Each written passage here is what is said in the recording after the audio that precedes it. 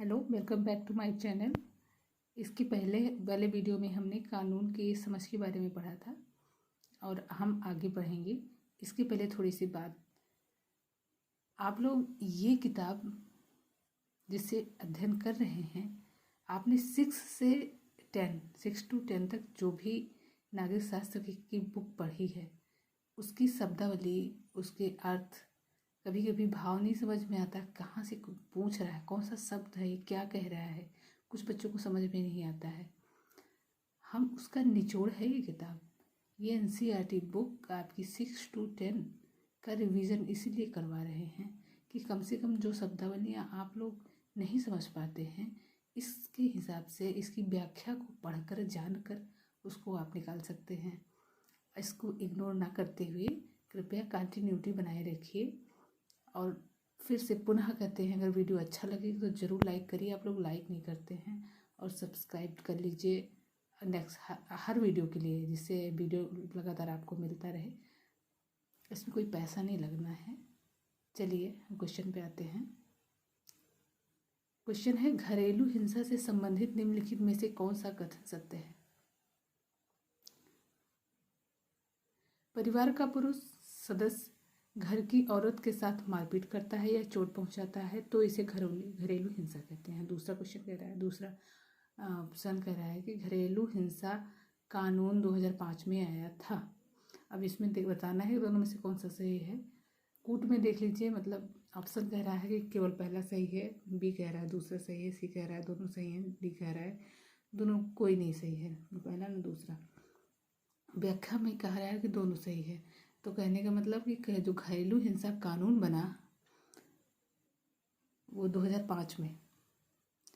व्याख्या देख लीजिए, जब परिवार का कोई सदस्य, आमतौर पर पति, घर की किसी औरत, आमतौर पर पत्नी के साथ मारपीट करता है, जैसे कोई भी पुरुष अगर अपने परिवार में अपनी पत्नी को मारता है, उसे चोट पहुंचाता है या धमकी देता है, तो ये घरेलू हिंसा के अंतर्गत आता है।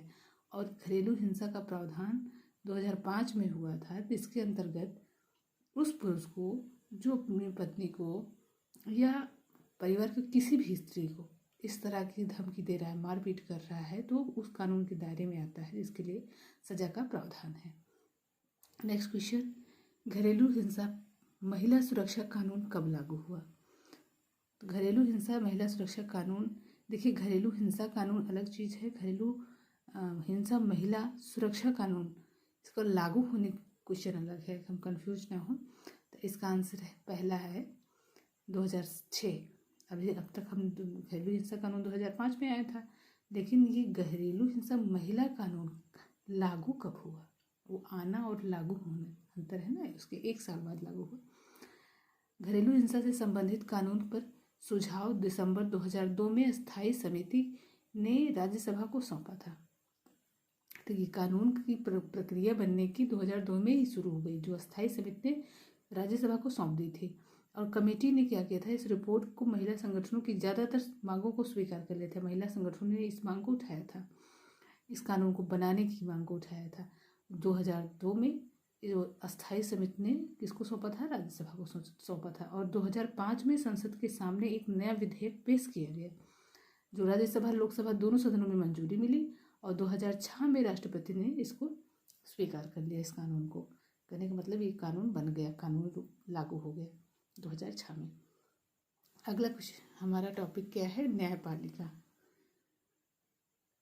न्यायपालिका का टॉपिक है, इससे एक क्वेश्चन बन रहा है। पहला है, न्यायपालिका के दायित्वों के में निम्नलिखित में से कौन से बिंदु शामिल हैं?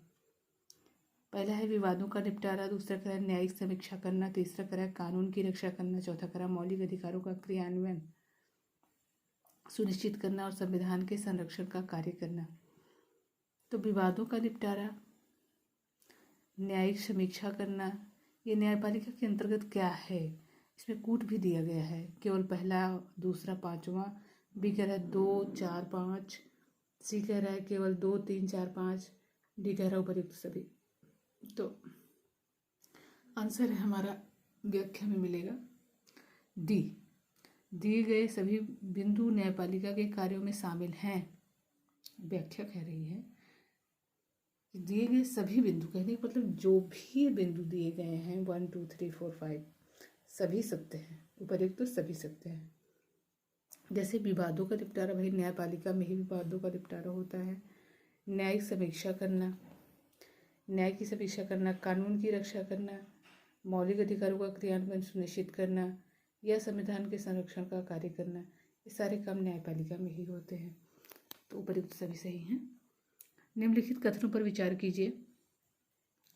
न्यायिक व्यवस्था नागरिकों व सरकारों, दो राज्य सरकारों के मध्य, केंद्र व राज्य सरकारों के मध्य पैदा हुए विवादों के निपटारे का तंत्र उपलब्ध करती है। और दूसरा कह रहा है कि संविधान की व्याख्या करने का अधिकार सर्वोच्च न्यायालय के पास है। उपर्युक्त कथनों में से कौन सा कथन सत्य है? कह रहा है पहला सही है, दूसरा सही है, या तीसरा कह रहा है कि पहला दूसरा दोनों सही है, चौथा कह रहा है कि दोनों सही नहीं है।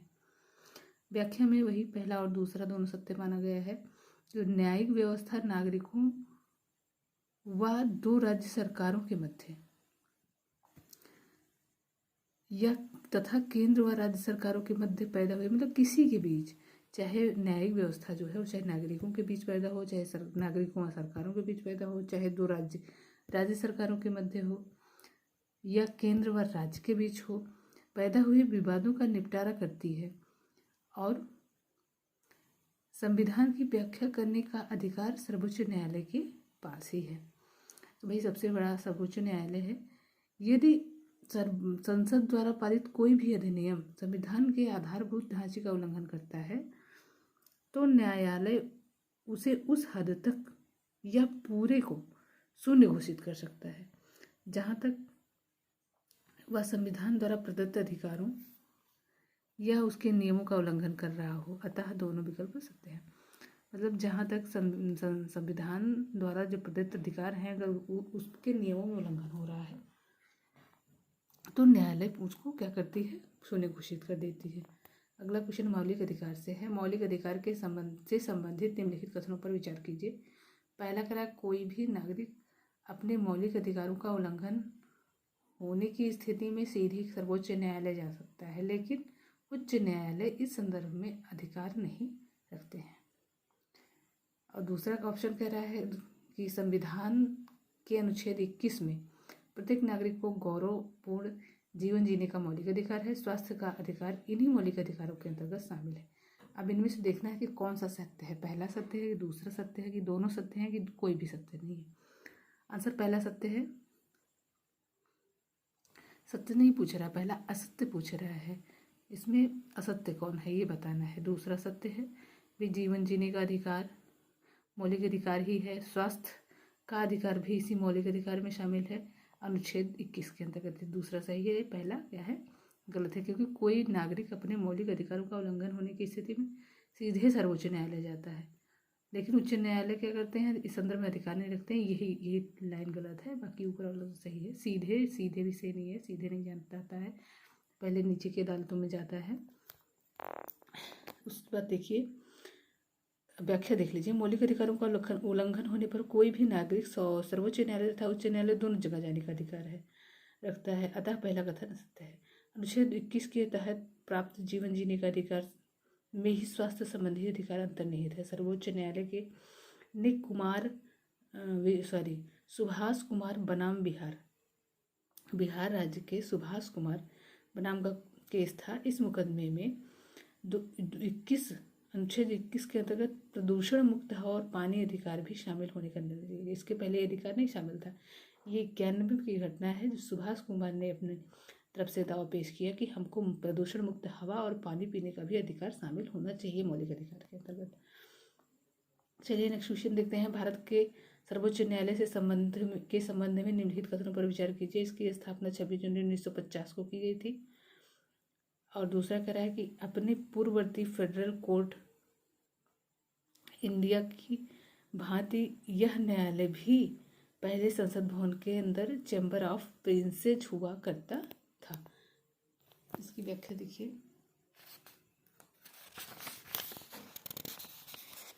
इसमें कह रहा है कि उपर्युक्त कारणों से कौन सत्य है। ऊपरी पत्थरों में से कौन सा सत्य है?